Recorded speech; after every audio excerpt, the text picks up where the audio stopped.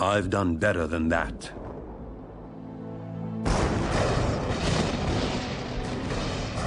You'd think you'd know his name. Every time you switch on a light or turn on your radio, his contributions are as far-reaching as those of Albert Einstein, Isaac Newton, or even his nemesis, Tom Edison. This mysterious, tall, dark Serbian invented alternating current, wireless communication, the modern electric motor, basic laser and radar technology, X-rays, neon, robotics, remote control and cellular technology, and even Star Wars tactical warfare, all over 100 years ago. Yet today, who's ever heard of Nikola Tesla? How could history overlook such an incredible legacy? During his last moments on Earth, he no doubt asked himself the same question. Lying in a forgotten hotel room, alone and penniless, now 86 years of age. This is where our story begins.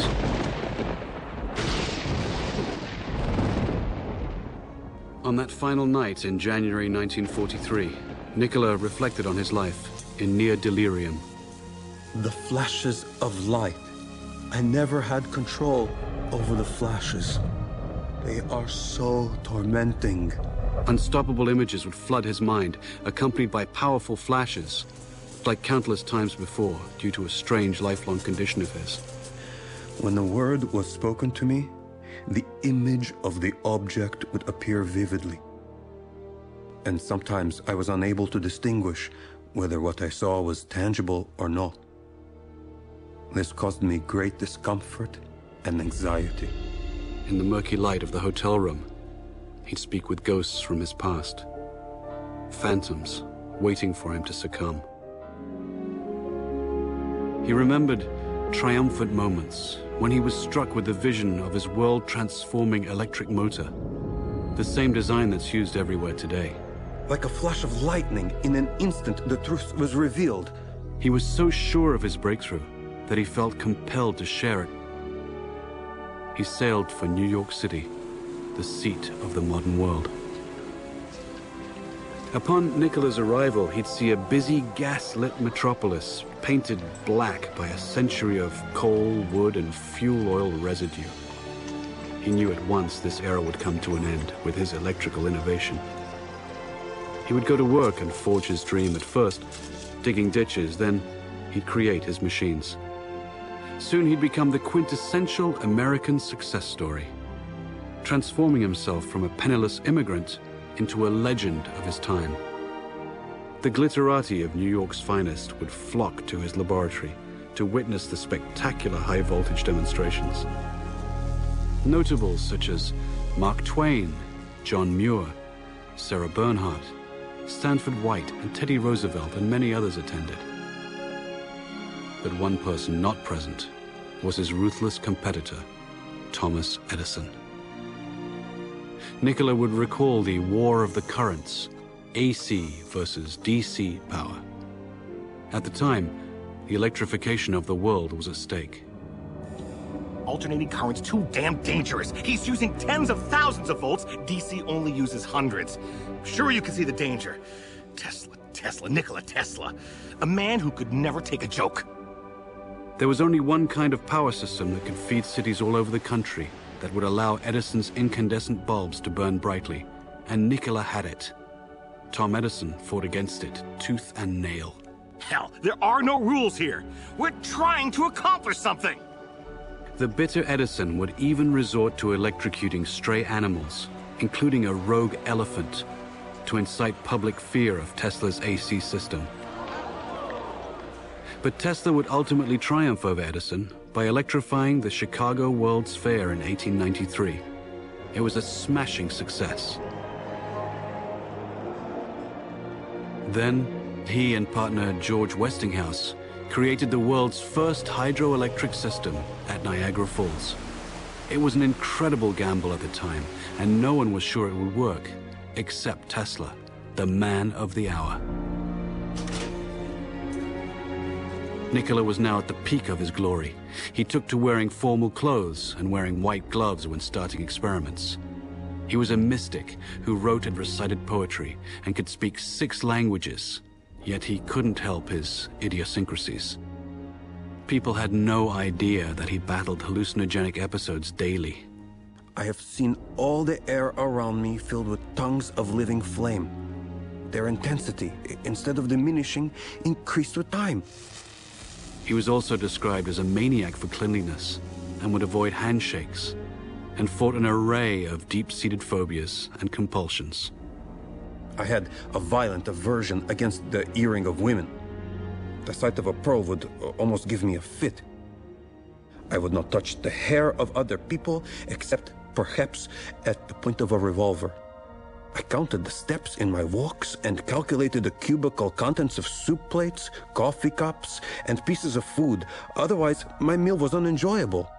All repeated acts or operations I performed had to be divisible by 3, and if I missed, I felt impelled to do it all over again, even if it took hours. He learned to control his runaway mind with supreme discipline.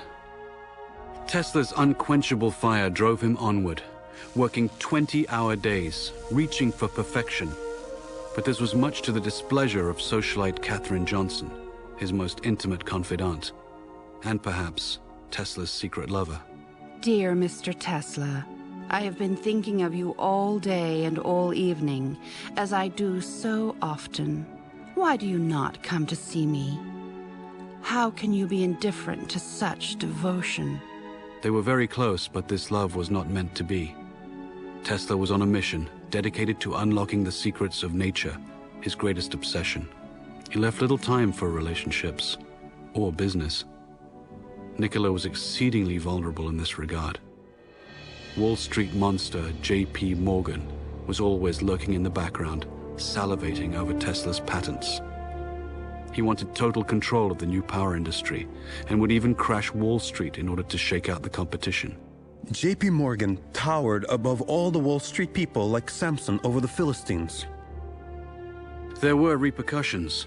One dark afternoon, Tesla tore up his own royalty agreement with Westinghouse, a contract potentially worth billions of dollars, in order to save their company from financial doom. This insane act of generosity was never reciprocated, even after Westinghouse's death in 1913. Despite the volatile world of finance in those days, Tesla was still courted by the rich and powerful. Nikola would soon engage the biggest fish in the pond while undertaking his greatest venture, Wardenclyffe. This fantastic structure was the very culmination of Tesla's vision to create a worldwide communication system for sending sound and pictures. The primary goal was to beat Marconi for the honor of delivering the world's first transatlantic wireless signal. By no accident, Tesla's grand project was to be financed by the devil himself, J.P. Morgan. You're a strange man indeed, Tesla. After the papers are signed, you may draw upon the House of Morgan, but it's important that I remain a silent partner.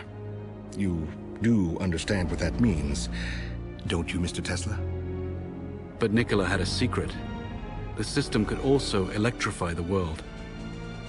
Wardenclyffe would provide limitless, free energy, everywhere, for everybody. When J.P. Morgan found out about this leap of technology, he wouldn't tolerate it. He knew Tesla could deliver, and the banker overlord couldn't put a meter on it. A man always has 2 reasons for doing anything. A good reason, and the real reason. Mid-construction, Morgan would cancel the contract and blackball Tesla, thus excluding him from any other investor. Mr. Morgan, are you going to leave me in a hole? I've made 1,000 powerful enemies on your account. In 100 years from now, this country would give me much for the first honor of transmitting power without wires. Wardenclyffe faltered, and Marconi sent his transatlantic signal. Tesla would suffer his second nervous breakdown, and never again would he regain his momentum as before. But despite his cruel fate, Nikola stayed the course. Decade after decade would pass, and he would bring forth new fantastic inventions in transportation, air flight, and even warfare. His death beam as he intended, would bring an end to all warfare. An inventor to the end, all he ever wanted was to uplift the condition of humanity. But now in his hotel room, time was drawing short. He'd finger newspaper clippings and recall some of the smaller moments of his life. His table for one, walking the streets of New York, haunting Grand Central Station, or feeding his many pigeons, one of which he held as his favorite. I loved that pigeon as a man loves a woman, and she loved me. As long as I had her, there was purpose to my life.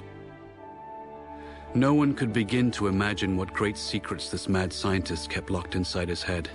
No one, except J. Edgar Hoover and his G-men. They waited patiently for the great man to pass, and were ready to take everything that Nikola left behind.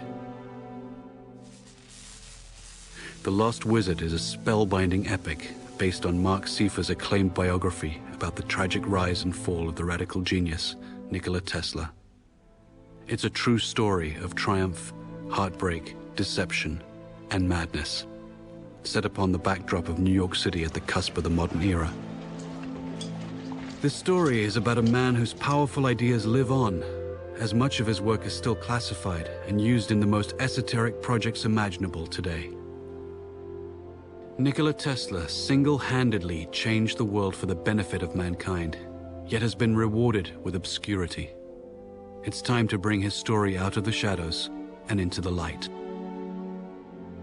With his last breath, Nikola gently smiled. Let the future tell the truth, and evaluate each one according to his work and accomplishments. The present is theirs. The future, for which I have really worked, is mine. Would they only have listened?